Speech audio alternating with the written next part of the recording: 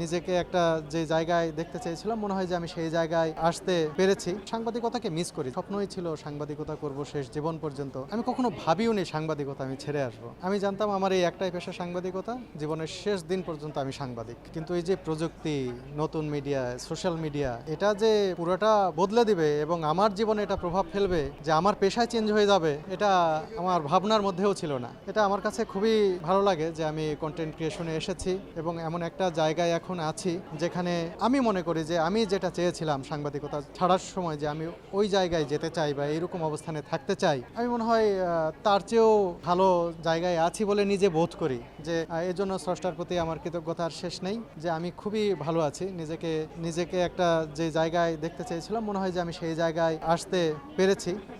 আর সাংবাদিকতাকে miss করি, যেহেতু সাংবাদিকতায় অনেকদিন ছিলাম আর আমার স্বপ্নই ছিল সাংবাদিকতা করব শেষ জীবন পর্যন্ত। ছেড়ে এসেছে ঠিক আছে, কিন্তু তারপরেও অনেক মিস করি সাংবাদিকতা।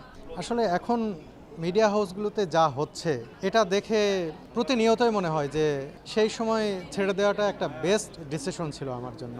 এখন এগুলো নিতে পারতাম না। এখন যারা শুধুমাত্রই সাংবাদিক, যারা কাউকে বাংলায় বললে তেল মারতে পারেন না, যারা কোনো পলিটিক্যালি কোনো কিছুর সাথে ইনভলভ না, শুধুমাত্র সাংবাদিকতাই করেন, তাদের টিকে থাকা কঠিন হয়ে গেছে।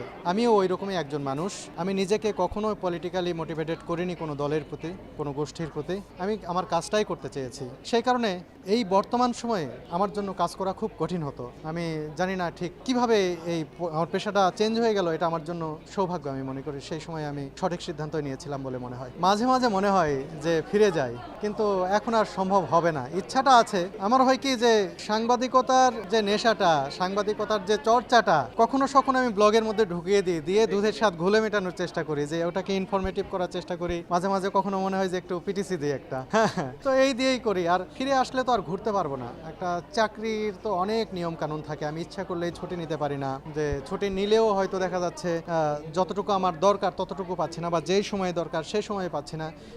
সেই জায়গা থেকে হয়তো আর কখনো সাংবাদিকতায় ফেরা হবে না। আল্লাহ যেন আমাকে না ফেরায়।